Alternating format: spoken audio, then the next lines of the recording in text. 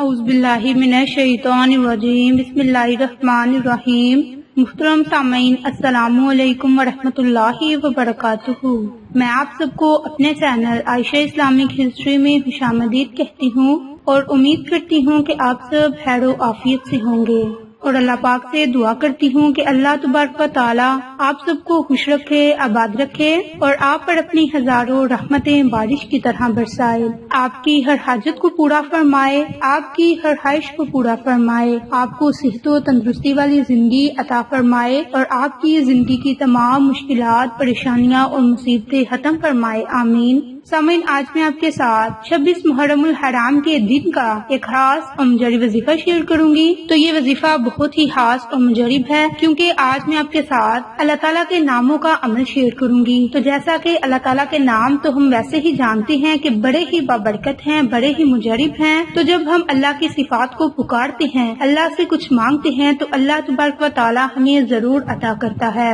اس کے علاوہ یہ عمل، یہ وظیفہ آپ محرم کے باقی آخری دنوں میں بھی یہ عمل کر سکتے ہیں، کیونکہ اس عمل کی بڑی ہی برکت ہے، اور یہ عمل آپ نے مسلسل 7 دن تک کرنا ہے، اور یہ عمل خاص طور پر ہر بیماری سے شفا کے لیے عمل ہے جو آج میں آپ کے ساتھ شیئر کروں گی۔ اس عمل کی اجازت عام ہے، اور اس کے ساتھ ہی میں آپ کے ساتھ ایک نبی پاک صلی اللہ علیہ وآلہ وسلم کا فرمان شیئر کروں گی، جو کہ ایک پرندے کے بارے میں ہے۔ تو کبوتر ایک ایسا خوبصورت اور دلکش پرندہ ہے جو کسی کو اچھا لگتا ہے، اور یہی وجہ ہے کہ یہ پرندہ اکثر گھروں میں پالا جاتا ہے، اور گھروں کے علاوہ اکثر مزاروں پر بھی پرندہ موجود ہوتا ہے۔ یہ وہ کبوتر ہیں جس کے لیے حضرت نوح نے امن اور سلامتی کی دعا فرمائی، اور یہی وجہ ہے کہ کبوتر انسانی آبادی سے مانوس ہے، اور کوے کو خوف کی بد دعا دی جاتی ہے۔ یہی وجہ ہے کہ کوا انسانی آبادی سے دور سمجھا جاتا ہے، اسی وجہ سے لوگ آج تک اسے منحوس سمجھتے ہیں۔ تو آج میں آپ کے ساتھ گھر میں کبوتر پالنا کیسا ہے اور یہ کبوتر بد دعا کب دیتا ہے۔ کبوتر پالنے کے بارے میں بات کرنے سے پہلے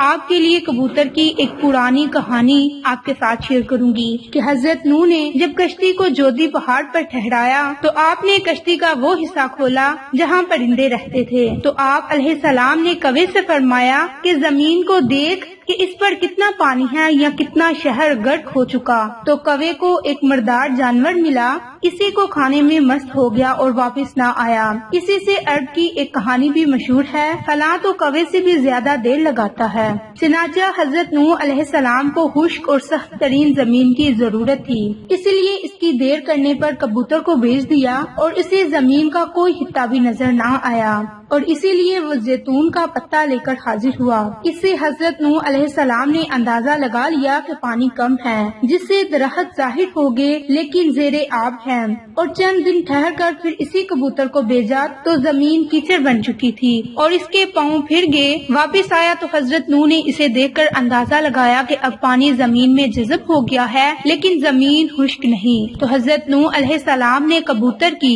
اس کاروانی پر بہت خوش ہوئے اور اس کے گلے میں سبز توق پہنایا۔ آج وہی توق کبوتر کی اس خوش بختی کی خبر دیتا ہے، اور ساتھ ہی حضرت نوح نے کبوتر کے لیے امن و سلامتی کی دعا فرمائی، اور یہی وجہ ہے کہ کبوتر انسانی آبادی سے مانوس ہے اور کوے کو خوف کی بد دعا دی گئی، اور یہی وجہ ہے کہ وہ انسانی آبادی سے دور رہتا ہے۔ ایک ایسے کبوتر نے حضرت نوح کی بات مانی اور ان کے لیے خبر لانے کا کام کیا۔ سیدنا انس سے روایت ہے کہ چھوٹے بھائی نے ایک پرندہ پال رکھا تھا، تو جب رسول اللہ صلی اللہ علیہ وآلہ وسلم ان کے گھر تشریف لائے تو اس سے کہتے ہیں، اے ابو عمیر، پرندے نے کیا کیا؟ باحوالہ بخاری۔ تو یہ حدیث کی دلیل ہے کہ آپ صلی اللہ علیہ وآلہ وسلم نے پرندے رکھنے سے منع نہیں فرمایا۔ اگر گھر میں پرندہ پالنا منع ہوتا تو آپ صلی اللہ علیہ وآلہ وسلم حضرت انس کے بھائی کو منع ضرور فرماتے۔ اسی روایت کی بنیاد پر کہا جاتا ہے کہ گھر میں پرندوں کا پالنا جائز ہے، لیکن جیسا کہ پہلے بھی ذکر ہوا کہ ان کے پالنے کے لیے ضروری ہے کہ پرندوں کی ہر ضرورت کو پورا کیا جا سکے تاکہ پرندوں کو کسی قسم کی کوئی تکلیف نہ پہنچ سکے۔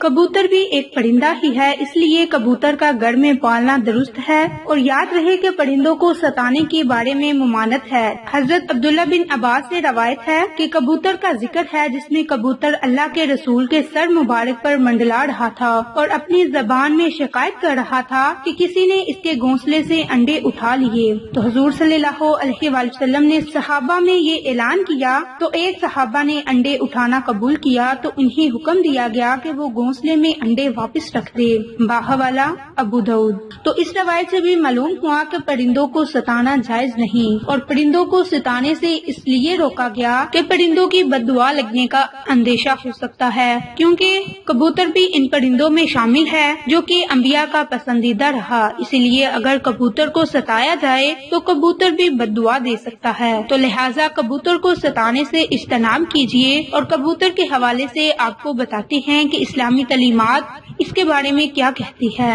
تو حدیث میں ہے کہ گھریلو کبوتر اللہ کو بہت یاد کرتے ہیں، اہل بیت کو دوست رکھتے ہیں اور صاحب خانہ کو دعا دیتے ہیں کہ اللہ تمہیں برکت دے۔ تو کسی شخص نے رسول اللہ صلی اللہ علیہ وآلہ وسلم سے تنہائی کی شکایت کی تو ان حضرت نے فرمایا کہ ایک جوڑا کبوتر پال لے۔ تو امام جعفر صادق علیہ السلام فرماتے ہیں کہ کبوتر پیغمبروں کے پرندوں میں سے ہے، کبوتر گھر میں رکھو، چونکہ حضرت نوح نے اس کو پسند کیا اور دعا دی کہ کسی پرندے پر اتنا پیار نہیں آتا جتنا کہ کبوتر پر۔ آپ نے فرمایا جس گھر میں کبوتر ہو اس گھر میں رہنے والے جنوں کی آفتوں سے محفوظ رہتی ہیں، کیونکہ جنوں کے بچے گھروں میں کھیلتے پھرتے ہیں، اور جس گھر میں کبوتر ہوتے ہیں وہ ان سے مشغول رہتے ہیں اور آدمیوں کی طرف توجہ نہیں دیتے۔ تو گھر میں کبوتر پالنا بہت ہی اچھی بات ہے، کیونکہ یہ ہمارے لیے دعائیں کرتے ہیں۔ تو یہ تھی ایک کبوتر کے بارے میں مختصر سی کہانی احادیث کی روشنی میں۔ تو اب میں آپ کے ساتھ وہ عمل شیئر کروں گی جس کے کرنے سے آپ ہر بیماری سے شفا پائیں گے۔ تو یہ عمل ہر بیماری سے شفا کے لیے ہے۔ تو آج کا عمل آپ نے باجرے پر کرنا ہے۔ یہ عمل کرنے کے بعد آپ نے